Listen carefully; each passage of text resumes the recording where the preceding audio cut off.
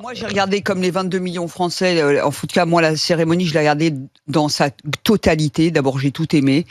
Et puis, je voudrais répondre à ceux qui trouvent que il y a un blasphème et une atteinte aux croyants sur l'image de la scène, le tableau de la scène qui a été reproduit. Ben, en fait, on s'en fout de ce qu'ils pensent. En fait, l'État n'est pas religieux. Et la France a une très grande culture de caricature et de moquerie. Ouais, on est Charlie ou on l'est pas. On peut pas être Charlie. Attends, je termine. On peut pas être Charlie pour Mahomet et puis d'un seul coup se dire on n'est plus Charlie parce qu'il s'agit des chrétiens. Donc c'était bien la scène. En fait, nous on s'aligne pas sur les religieux quand on fait des fêtes. On va pas demander au curé qu'est-ce que tu penses de cette festivité. Est-ce que tu crois que en fait on s'en fout de votre avis. On s'en fout des religieux. On n'a pas à s'aligner sur eux. La France est un État laïque qui a une culture de la caricature. La fête était une provocation où tout le monde était représenté dans toute sa splendeur. La France, c'est la liberté. La France, c'est l'universalisme, c'est la laïcité, c'est la caricature, c'est la moquerie, c'est le blasphème, c'est tout ce qu'on veut. Et ben, c'est fut un tableau magnifique, de bout en bout. Et les gens qui disent oui, une atteinte, mais vous avez la foi si faible pour vous sentir offensé par un truc festif comme ça qui apparaît dans la télé. Mais vous êtes dingue. Non mais attends, on s'en fout. On n'a pas à s'aligner sur les religieux. Point barre. Les religieux, on leur a dit de rester chez eux en 1905. Ils sont rentrés chez eux. On leur a dit vous ferez ni la pluie ni le beau temps dans la société. Donc on fait les fêtes qu'on veut. Est-ce que tu montres à des enfants? Il n'y a pas de provoque. Il n'y a pas. Il y a pas. Quand les enfants sont quand les enfants sont sur des vidéos sur le téléphone 5 heures par jour à regarder n'importe quoi sur la moitié de la France et qu'après ça vient donner des leçons de moralité aux uns et aux autres. Là, on a diffusé n'importe quoi à un moment où on devait être exemplaire. Excusez-nous, nous fûmes exemplaires dans cette cérémonie des JO qui a été saluée par le monde entier.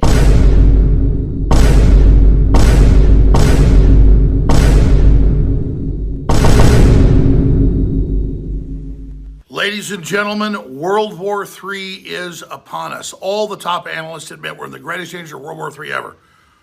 And as soon as President Trump was convicted in the show trial in New York today, Biden canceled his speech tonight from the Oval Office to demonize Trump and moved to a press release from the White House that he has authorized the bombing of Russian cities with U.S. weapons. I'm going to say that very slowly. Biden, AP, Reuters, Politico, it's everywhere, just publicly authorized what was already going on secretly, the bombing of Russian cities to escalate the crisis. These people are desperate. The end of their financial system is here. They want to roll out their new system. Their bird flu has failed. Everything has failed. And so now they're trying to push Russia into full war.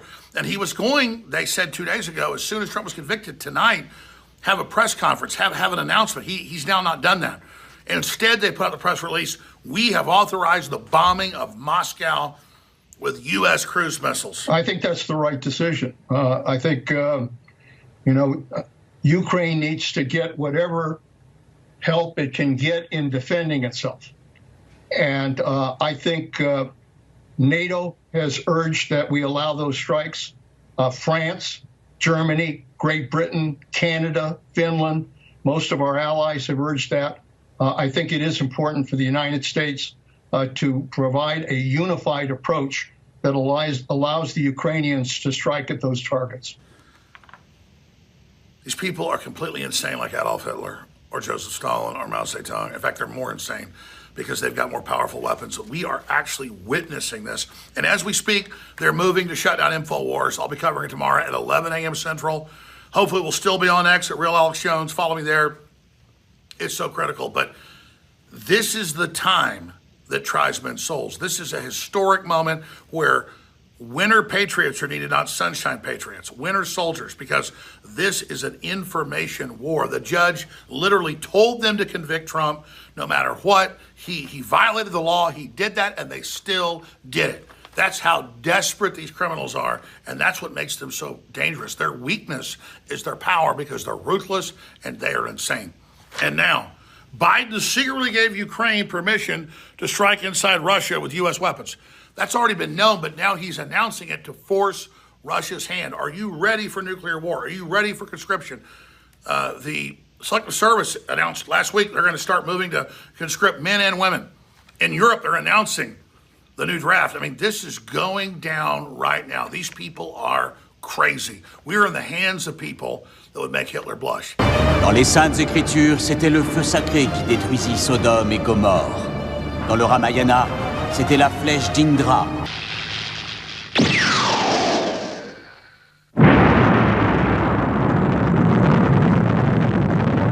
Qu'il m'est difficile de saisir tes projets, ô Dieu. Il y en a tant. Comment pourrais-je les compter? Il y en a plus que de grains de sable. Mais si j'arrivais au bout de mon calcul, je n'aurais pas fini de te comprendre. We're already in a post-American and post-Western world. We're in a truly multipolar world. We're in a world where the BRICS countries are larger than the G7 countries. We're in a Turkey world... wants to join. Even Turkey and yes. Greece want to join the BRICS countries. One of the points of all of this is the United States does not accept that transition. The United States still believes that this is ultimately a U.S.-led world with two recalcitrant actors, Russia and China, and all the rest will come along to understand the realities. And the U.S., in my opinion, is a quarter century out of date. And Europe is a big disappointment in this because there isn't one voice in Europe right now that has a geopolitical outlook that is really even intelligible, basically. But what kind of world we're heading towards really is an open question, because we could be heading towards a world of massive conflict and disaster, or we could actually head towards a world where some intelligent, non-octogenarian leader in the United States arises and says, you know, NATO, we don't need it so much anymore. But what we do need is to have normal relations with China, with India, with Russia, with Brazil, with the EU. And then suddenly things would look really quite different. My name is Yuval Moav. I'm 18 years old, and I refuse to be complicit in genocide. I'm expected to enlist today, and I'm going to refuse and go to military prison for an indefinite amount of time. התורה הקדושה אוסרת עלינו מלחמה, התורה הקדושה אוסרת עלינו צבא. אסור לנו להתגרות באומות. אנחנו צריכים לבוא ולהתפשר על מה שאפשר, כי העיקר זה החיים ולא המוות. Israel is the big loser. Israel is in really serious trouble today, and there's little hope of getting away from that moving forward. Second, that the Americans are also losers, although they do not lose as big as Israel does. And the winners, not in any decisive way, but the winners are the Iranians. And there are basically four options. One is you have a democratic Greater Israel. That's not going to happen because it would no longer be a Jewish state, okay? Because if you look at demographic patterns, the Palestinians are making more babies than the Israeli Jews. So that's not happening. Second possibility is a two-state solution. Everybody loves to talk about a two-state solution. That is not happening, certainly after what happened on October 7th, but even before then, and I'll talk more about this. Benjamin Netanyahu and the Israeli elite has no interest in a two-state solution, okay? The third possibility is apartheid, and basically what you now have is an apartheid state. The fourth option is ethnic cleansing. And ethnic cleansing means getting rid of the Palestinians, for the most part, who live in Gaza and who live in the West Bank, and creating a Greater Israel that is completely dominated by Israeli Jews and has very few, if any, Palestinians in its midst. So again, the four options are, number one, democratic Greater Israel. Number two, two-state solution. Those two are off the table. Number three, apartheid, which is basically what you have now. And number four is ethnic cleansing, where you get rid of the Palestinians. L'armée israélienne, elle est née dans le terrorisme, si j'ose dire, puisque l'État d'Israël n'existait pas. Qu'au départ, c'était des gens qui étaient là pour libérer une terre qui ne leur appartenait pas, et qui leur avait appartenu il y a bien longtemps. Et donc, son fondement, ça a été d'abord le terrorisme. Et d'ailleurs, tous ces chefs, et même les premiers présidents israéliens, avaient une expérience où ils avaient été considérés par tous les établissements qui étaient en place, par les pays, comme des terroristes, et ils pratiquaient une action terroriste. Donc ça leur a permis de créer Israël, ensuite de lui donner les dimensions d'un État, mais dans la tradition de Tsahal, il y a cette marque de fabrique, si j'ose dire. Écoutez, oui, non, je vois pas tout à fait les choses, je vois pas du tout les choses comme ça.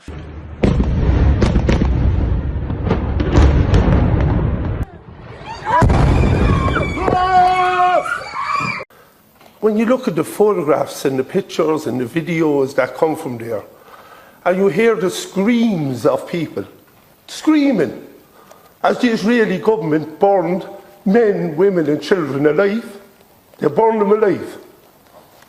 And the world stands by while 15,000 children are being slaughtered. 35,000 men and women and children. And it's unbelievable, the genocide that's happening. A child with no head, and the Israeli government say it's a mistake. I hope that Benjamin Netanyahu burns in hell the same way them children and their families burned. I hope him and his generals and the far-right government in Israel, that when their God finally brings him to the resting place, that he deserves to burn in hell. Because what is happening now, not alone is it apartheid, not alone is it atrocity and a war crime, it's just horrific. It's just horrific what they're doing. Where is their soul? Where is the soul of the Israeli people that allows their government to do this to children? Where is their humanity? The Israeli people, the Jewish people, after everything the Jewish people have suffered down over the decades, that they would allow their government to do this to other human beings. Human beings. But in the eyes of Netanyahu and this far-right Israeli government, Palestinians are human beings. But today here, the Irish people say, we recognise Palestine. We recognise that they are human beings, just like every one of us. Shame on Israel. Shame on what they've done, and will never be forgotten. Mientras hablamos en esta asamblea, caen bombas en Gaza, donde Israel ha asesinado decenas de miles de niñas, niños, mujeres y hombres inocentes, con la complicidad de los gobiernos de los Estados Unidos de América y la Unión Europea. Se comete el mayor crimen de exterminio y genocidio que desde aquel perpetrado por Hitler en la Segunda Guerra Mundial. Hoy pretenden exportar su odio y destrucción a toda una región, bombardeando y asesinando inocentes en el Líbano, en Siria y tratando de desestabilizar la República Islámica de Irán. Esto es una verdadera amenaza para la humanidad y la paz mundial. Una nueva forma de terrorismo se ha aplicado sobre el Líbano, con la complicidad de las empresas privadas que manejan las cadenas de suministro de las tecnologías de consumo masivo. Esto sienta un grave precedente que pone en riesgo la seguridad mundial.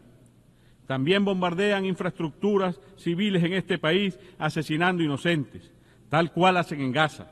Israel se ha convertido en una maquinaria de muerte que debe ser detenida de inmediato.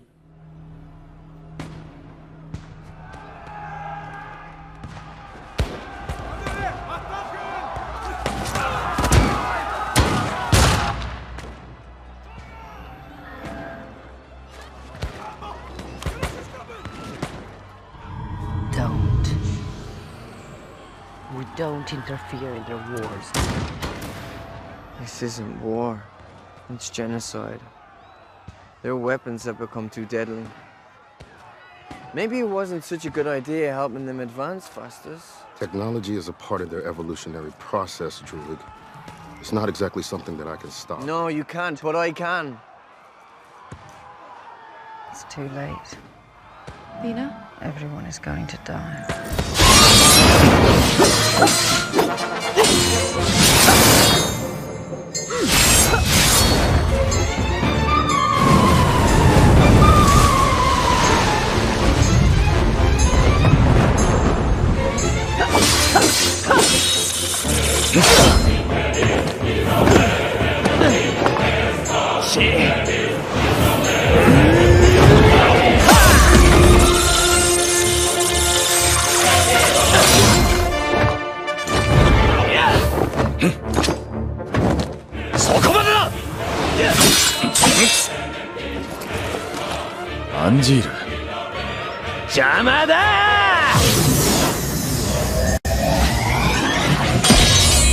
The very first strikes are high-altitude EMP attacks, frying electronics and power grids by creating an electromagnetic pulse of tens of thousands of volts per meter.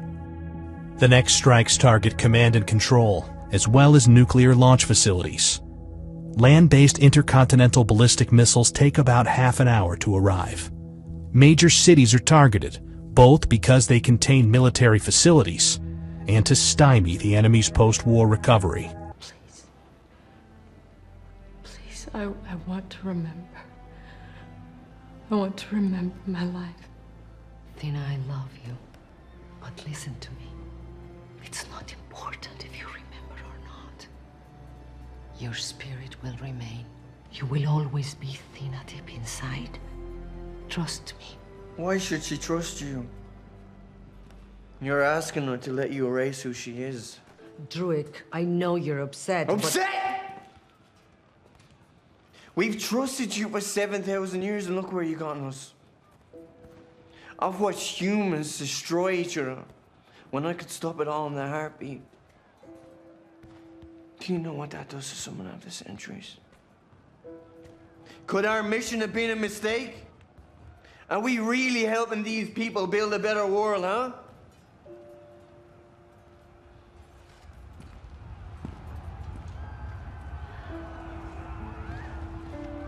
We're just like the soldiers down there.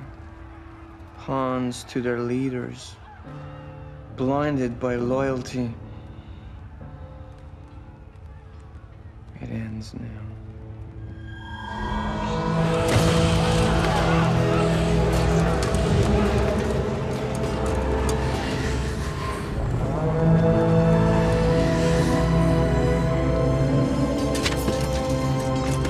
If you want to stop me, you're gonna have to kill me.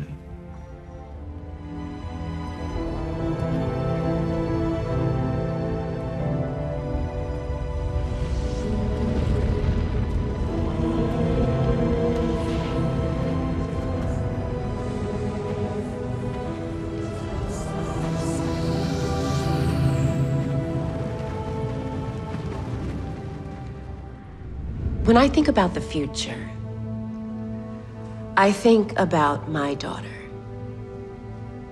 Janie. How do I provide her with a better future? That's what we've invited you here to discuss. Yes. And how do we design our vault society so our children have that better future? I suggest we hedge our bets.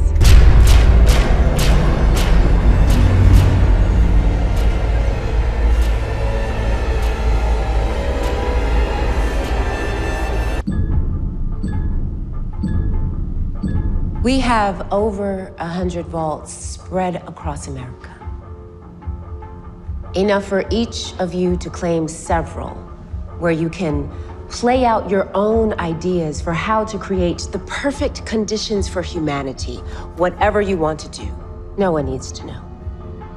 We could intentionally overcrowd a vault so people have to compete to survive inside it. We have been developing a robot that delivers milk to the front door. It's quite intelligent. I would like to see a vault governed by it. What about using a vault to develop a super mutant soldier, using illegal immigrants? We could pump psychotropic drugs into the air supply. We could separate parents and children, and only the smartest kids reach adulthood. It's a fun idea.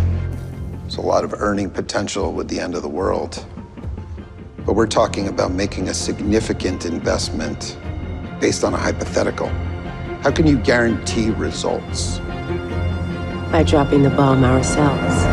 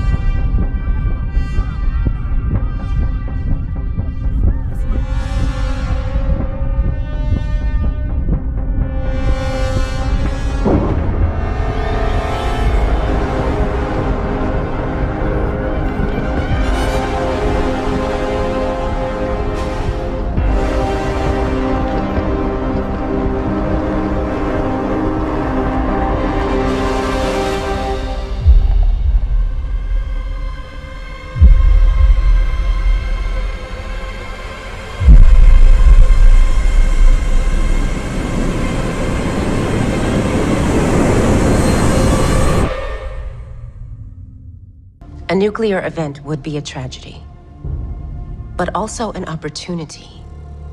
Perhaps the greatest opportunity in history, because when we are the only ones left, there will be no one to fight. A true monopoly. Ça me fait penser à cette phrase. Tout ce que fabrique l'organisme n'est pas moins l'expression de l'ADN que la nature de cet organisme lui-même. Cette théorie s'applique aussi bien au barrage du castor qu'à la toile de l'araignée? Absolument. Mais je préfère nettement comme métaphore la barrière de corail. Elle est d'une beauté à nulle autre pareille. Si l'essence de la vie réside dans l'information contenue dans l'ADN, alors les sociétés et les civilisations ne sont que de gigantesques banques de mémoire et une métropole comme celle-ci, une mémoire externe tentaculaire. This is our chance to make war obsolete. Because in our current societal configuration, which took shape without intentional guidance, we have friction, we have conflict, and we have war. And war, well,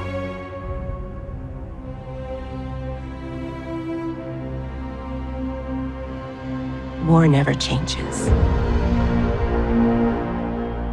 For a long time, Israel has used sex to sell Zionism, to convince people that Israel is a hot fantasy being realized by hot people, not a racist settler colony built on the killing, displacement, and erasure of the indigenous Palestinians.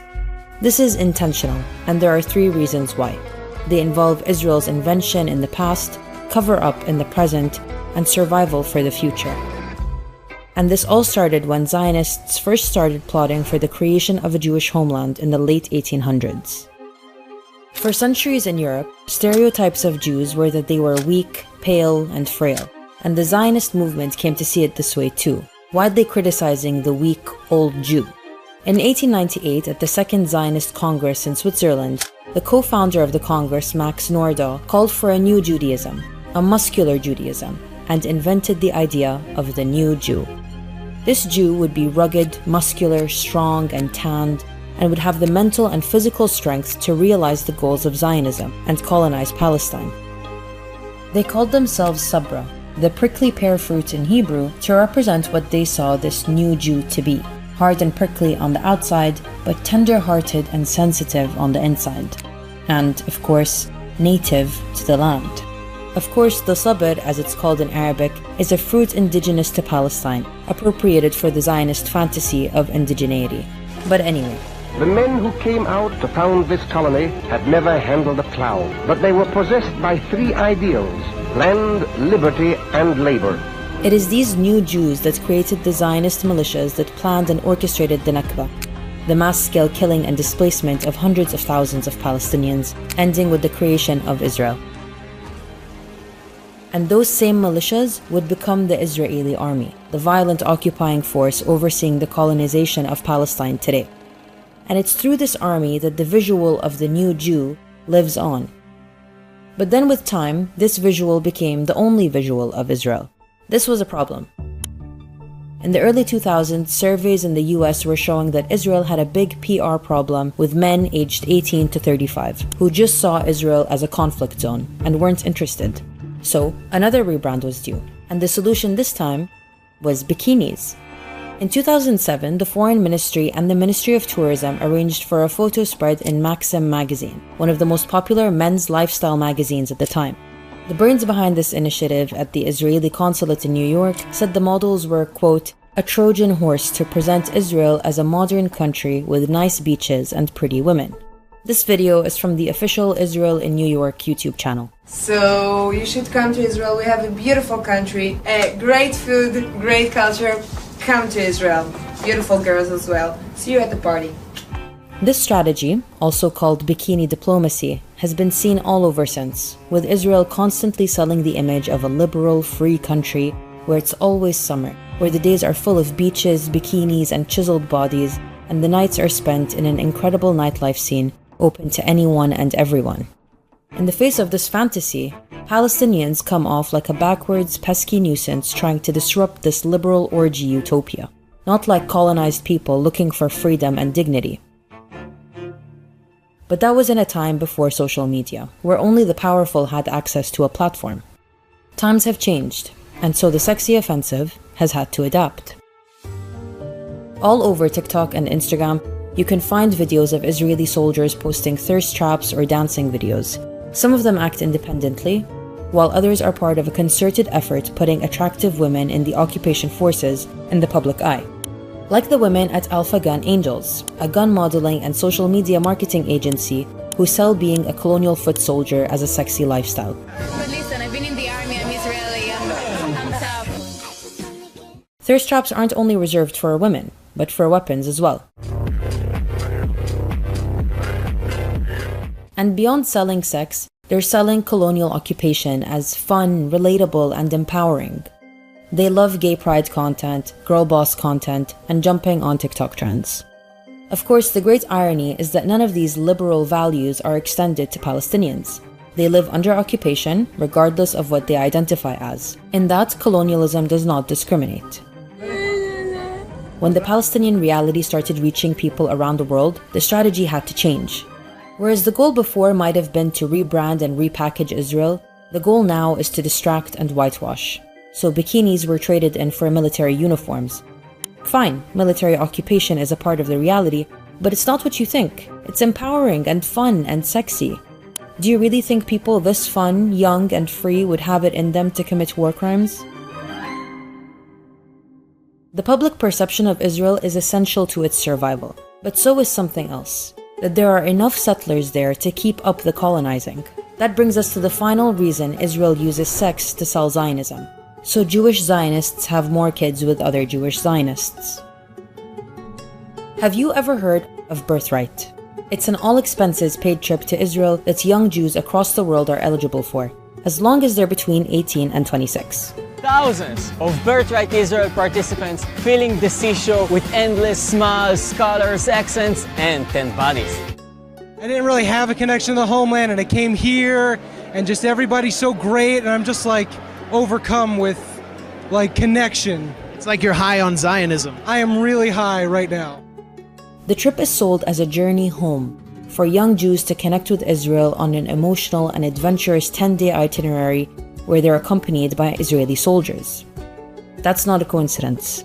In the early days of Birthright, the billionaire co-founder Charles Bronfman said, quote, he was bothered that the kids on those early trips weren't bonding with their Israeli peers. His answer was developing the mifgash, the encounter, between Jewish Israeli teens and their diaspora counterparts. These encounters move very fast to what we call hormonal mifgashim. Things happen. Countless romances from the trips have blossomed into serious relationships and even marriages. And it looks like these boys and girls like each other a lot. I mean, you might have a lot of Jewish babies coming out of this trip eventually, a lot of marriages, a lot of relationships. Is that part of it? Yeah, it doesn't have to be eventually, it can be tonight. It's not a coincidence that intimacy is a part of the trip. Participants spend the whole trip with Israeli soldiers intentionally chosen to be attractive. They're taken out for nights of drinking and dancing, and some even spend a night in a fake Bedouin tent, quote, where participants sleep crowded together, a setup conducive to first kisses. I remember even on the trip that I attended, there were two Israeli soldiers who clearly were into each other. Like they very much had a vibe. And someone made a joke on the trip that you have to save yourselves for the Americans, basically clarifying that they were there to seduce us. So why is coupling so encouraged on these trips? Well, the originator of the idea for Birthright said one of his main goals was to, quote, create a situation whereby spouses are available, because at the time, intermarriage between Jews and non-Jews was at a high, which isn't great when you're trying to build an ethnocracy. To maintain a demographic majority over Palestinians, Israel needs Jews to make more Jews.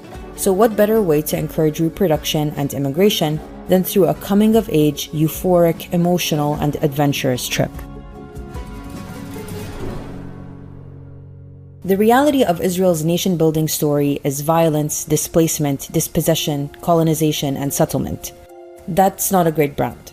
In order to get settlers invested in the vision and try to secure the future, sex is a great tool. Beauty and aesthetics and fun are great marketing tactics, and they have tangible outcomes, like more babies. More babies means more people to get conscripted to the occupation forces and maintain the oppressive military infrastructure necessary for Israel to exist. And what better way to convince people to at least look the other way, and at most participate, than by making it sexy?